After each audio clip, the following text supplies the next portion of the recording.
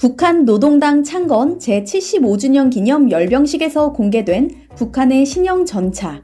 기존 전차에 비해 확연히 업그레이드된 모습이지만 그 성능은 여전히 베일에 쌓여 있습니다. 그런데 최근 북한의 신형 전차에 대한 전문가 분석 보고서가 나왔다고 하는데요. 대한민국의 자랑 K2 흑표를 부숴버릴 각오로 만들었다는 북한의 신형 전차. 과연 어떤 수준일까요? 신승기 한국국방연구원 연구위원회 보고서와 형성우 신한대학교 교수의 분석을 바탕으로 북한 신형 전차에 대해 살펴보겠습니다. 우선 전차의 공식 명칭은 아직 밝혀지지 않았습니다. 해외 언론에서는 이 전차를 M2020 등의 임시 명칭으로 부르고 있는데요. 최초 식별한 연도를 사용해 명칭을 부여한 것입니다. 우리 군에서는 별다른 명칭을 붙이지 않았기 때문에 신형 전차로 통칭하겠습니다. 북한의 신형 전차는 외형 면에서 기존 전차와 매우 다릅니다. 사이드 스커트 후방은 러시아 T-14를, 포탑 전방과 7개짜리 보기륜 등은 미국의 M1 에이브람스를 연상하게 하는데요. 서구의 3세대급 이상의 전차와 상당히 유사한 모습이죠. 미국의 M1 에이브람스는 경사 장갑을 사용해 방호력을 높이고 스텔스 기능을 강화했는데요. 북한 전차도 이를 차용한 것으로 추정됩니다. T-14와 유사한 후방 사이드 아머 스커트는 화학 에너지탄의 방호와 배연가스를 측면으로 배출해낼 수 있어 적 미사일의 추적을 어느 정도 회피할 수 있죠. 신형 전차가 이란 줄피카 3과 비슷한 것 같다는 의견도 있습니다.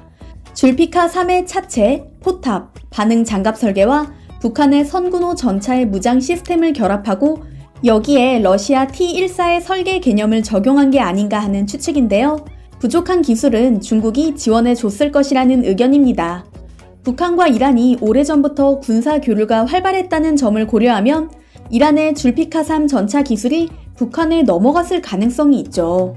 더군다나 북한의 자금과 기술력으로는 신형 전차를 독자적으로 개발해내기란 무리입니다. 2017년 열병식에 등장했던 북한의 주력 전차 선군호입니다. 북한에서는 선군 915로 불리는데요. T-61을 기반으로 만들어진 전차였습니다. 그러나 노후화가 심각합니다.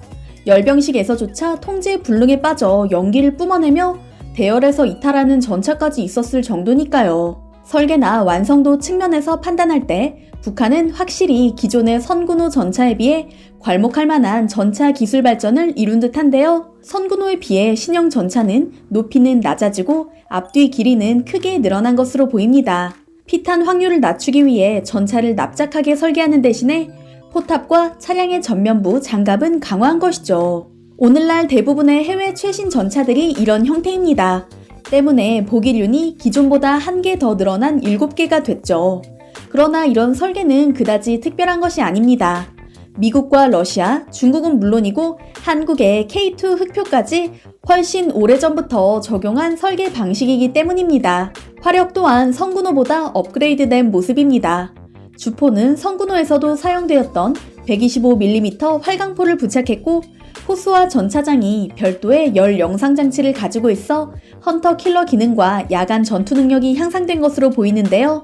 전차장이 포탑 좌측에 타던 선군호와 달리 전차장의 위치가 포탑 우측인 것으로 보아 자동 장전 장치가 있을 것으로 예상된다고 전문가들은 분석했습니다.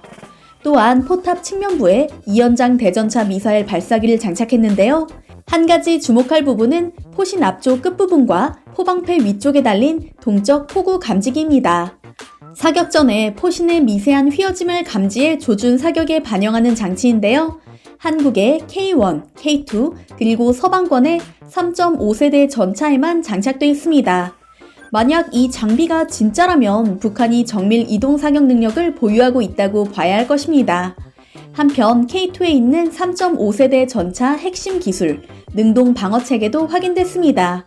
기술 수준이 어느 정도인지 확인되진 않지만 북한이 빠른 속도로 날아오는 대전차 무기를 실시간으로 포착할 수 있는 레이더와 센서를 갖고 있다는 이야기인데요.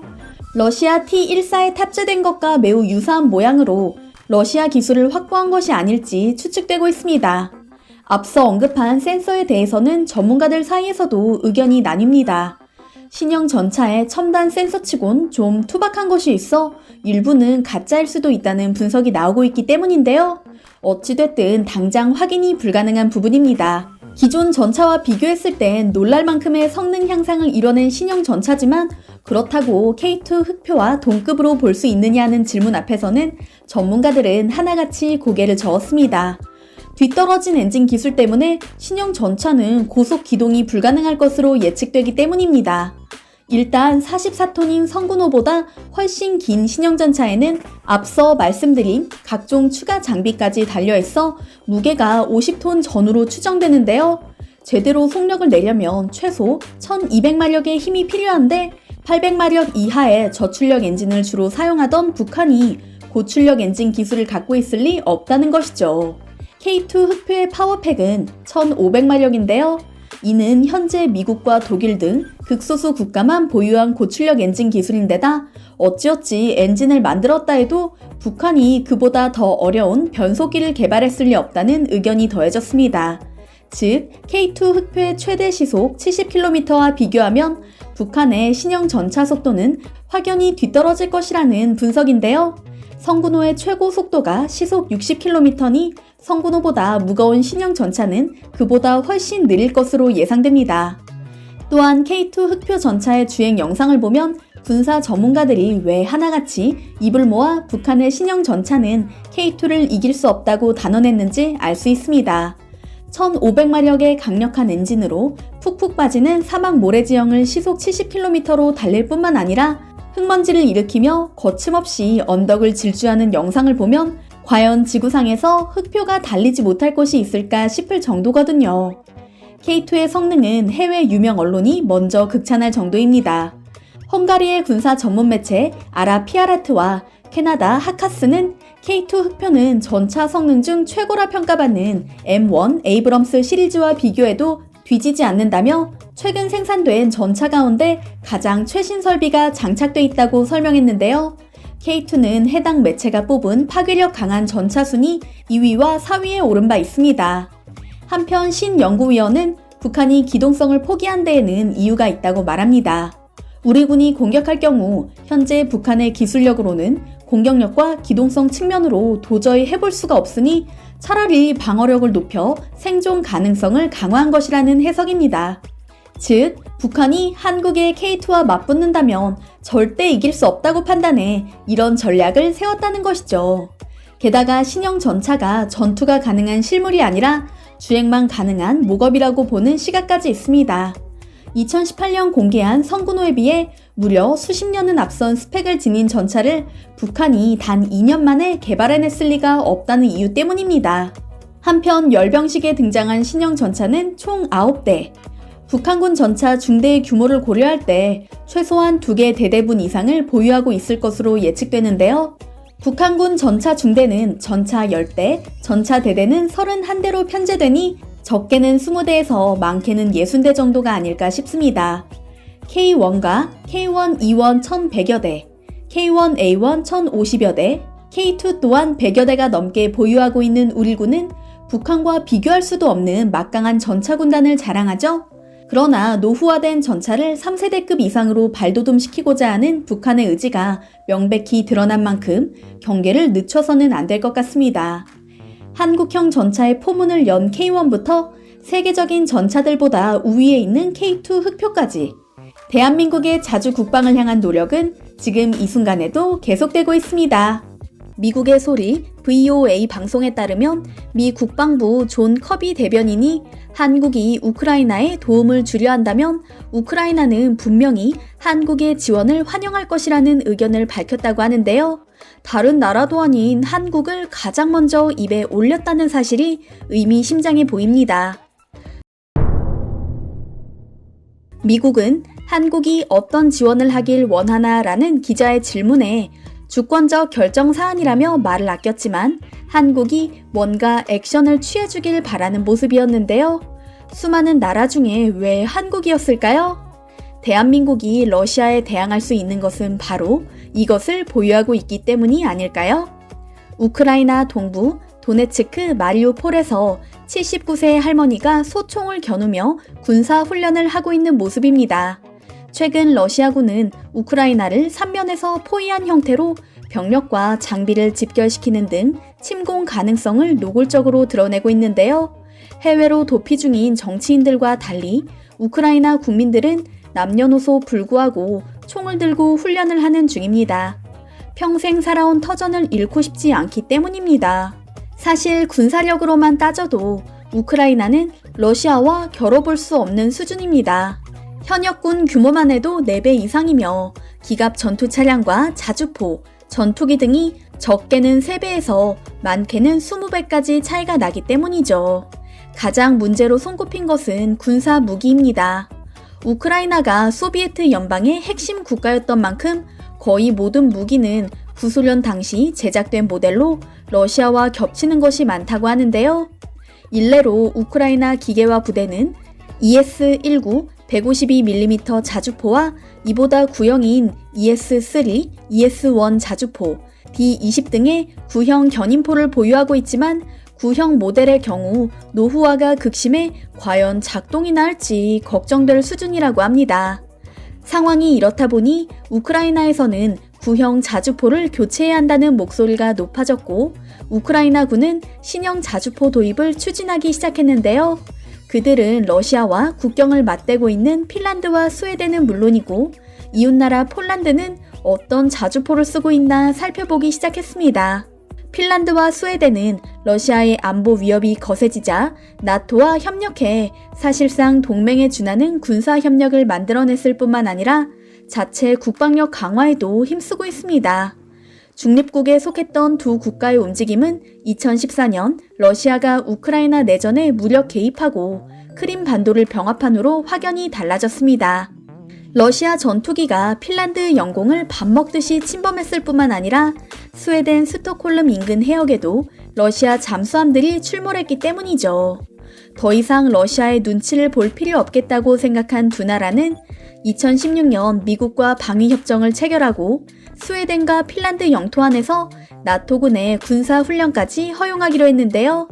특히 스웨덴은 2010년 폐지했던 여성 징병제까지 부활시켰고 한국의 K9 자주포를 도입한 후 크게 만족한 핀란드는 작년에 추가로 K9을 도입하기까지 했습니다. 핀란드뿐만이 아니었습니다. 터키, 에스토니아, 폴란드, 노르웨이 등 수많은 국가가 K9을 운용해보고 감탄을 쏟아냈는데요. K9을 도입하고 싶었지만 비용 때문에 고민하던 우크라이나는 오랜 우방국인 폴란드의 크랩 자주포를 본 후 도입을 적극적으로 검토하게 됩니다. 크랩 자주포의 절반이 한국의 K9이 될 가능성이 크기 때문입니다. 1999년 나토에 갓 가입한 폴란드는 나토의 규격에 맞는 신형 무기로 변화를 꾀하던 중 영국제 자주포를 기반으로 한 크랩 자주포를 만들게 됩니다. 크랩은 영국의 BAE 시스템즈가 생산하는 AS-90 자주포의 포탑과 폴란드가 개발한 차세대 범용 플랫폼 UPG-NG를 결합하는 방식으로 설계됐는데요. 폴란드는 UPG-NG 차체를 사용해본 후 향후 폴란드에서 제작하는 모든 차세대 장갑차에 해당 차체를 사용할 예정이었죠. 얼마 후 폴란드의 방산 공기업 부마르가 만든 열대 시제품이 폴란드 육군에 인도됐는데요. AHS 크랩을 인도받은 폴란드 육군은 채 몇 달이 지나지 않아 이런 고물은 도저히 사용할 수 없다며 불평을 쏟아냈습니다. 주행 중 차체에 균열이 가거나 서스펜션이 파손되는 것은 물론이고 사격을 하면 반동 때문에 차체가 출렁이듯 춤을 추는 현상이 발생했기 때문입니다. 애초에 UPG-NG는 자주포용 차체로는 불가능한 모델이었습니다. 보병 전투 장갑차와 같은 경량 장갑 차량으로 사용하기 위해 개발되었기 때문입니다. 그런 차체에 엄청난 반동이 발생하는 52 구경장 155mm 곡사포를 얹었으니 차체가 온전할 리가 없었죠. 차체 안정성이 엉망이다 보니 화포 정확도는 말할 것도 없었습니다. 자주포의 차체가 반동을 제대로 받아내지 못하기 때문에 화포에 방열이 흐트러져 엄청난 오차가 발생했죠. 크랩의 성능에 분노한 폴란드 육군은 이런 자주포를 우리 보고 쓰라는 거냐며 아예 크랩 자주포를 없애버리자는 제안까지 했습니다. 그러나 영국의 눈치를 봐야 했던 폴란드는 2014년까지 문제를 해결하겠다며 군을 달랬죠. 그러나 2014년이 되어서도 차체 결함은 고쳐지지 않았습니다. 설상가상으로 엔진을 납품하기로 했던 업체가 경영난으로 엔진 제조 공장을 폐쇄해 추가 생산과 군수 지원에도 문제가 발생하고 말았죠. 결국 폴란드 국방부는 차세대 자주포 차체 해외 공개 입찰을 선언하게 됩니다. 당시 가장 유력한 업체로 손꼽히던 것은 당연히 영국의 BAE 시스템즈였습니다. 영국은 포탑이 AS90이니 당연히 차체도 AS90을 써야 한다고 주장했죠. 그러나 당시 K9에 대한 소문을 들은 폴란드 국방부는 영국의 방해 공작을 뿌리치고 과감하게 한국을 선택했고 K9 자주포 차체 120대 도입을 시작으로 한국과 인연을 맺게 됐습니다. 계약 후 24대의 완제품을 폴란드에 공급한 한국은 폴란드 현지 공장에서 96대를 추가 생산했는데요. 한화 디펜스는 완벽한 차체 성능 구현과 성실한 태도로 폴란드 육군의 찬사를 받았을 뿐만 아니라 AS90 자주포 포탑과 통합하는 작업까지 도와 신형 크랩 제작에 큰 기여를 했습니다. 우여곡절 끝에 만들어진 신형 크랩은 폴란드 육군에게 인도됐고 몇 차례에 걸친 시험 평가에서 결합한 포탑의 성능을 100% 끌어올렸다는 극찬을 받았다고 하는데요. 성능이 떨어지던 소련제 장비만 사용하던 폴란드군 장병들에게 신세계를 열어준 K9은 5개 연대 전력화가 확정됐으며 최근에는 1개 연대에 배치가 완료됐다고 합니다. 한편 폴란드의 K9 성공 사례는 유럽 여러 나라에 입소문이 돌았고 다른 국가가 K9을 도입하는 데에도 큰 영향을 미쳤습니다. 우크라이나도 이런 정황을 잘 알고 있었기에 폴란드에 크랩 자주포를 도입할 생각을 하게 된 건데요. 만약 우크라이나가 노후화된 235문의 ES3 자주포를 대체할 신형 자주포를 도입한다면 폴란드는 한화 디펜스와 추가 계약을 체결해야만 합니다. 2014년 계약 당시 K9 차체의 폴란드 수출 가격은 한 대에 약 28억 원 꼴이었으니 결국 한국에 6,500억 원이 넘는 수출 이익이 생기는 셈이죠. 아무튼 이런 상황이다 보니 K9, K2를 비롯해 막강한 무기를 보유한 한국에 눈이 쏠릴 수밖에 없는데요. 한국이 보유한 명품 무기에 눈독을 들고 있는 것은 우크라이나만이 아닙니다. 최근 2조 원 상당의 K9 자주포 수출 계약을 맺은 이집트를 포함해 호주, 인도 등 여러 나라가 K9의 강력한 팬이기 때문이죠. 미국을 비롯해 서방국이 러시아의 우크라이나 침공을 기정사실화하고 있는 가운데 국제 정세가 어떻게 흘러갈지 한치도 예측할 수 없는 상황입니다. 만약 한국이 폴란드에 K9 자주포 차체를 대량으로 수출해 우크라이나가 막강한 자주포 전력을 갖추게 된다면 어떨까요? 어쩌면 나토와 미국은 우방국에게 이런 걸 기대하고 있는 건 아닌지 추측해봅니다.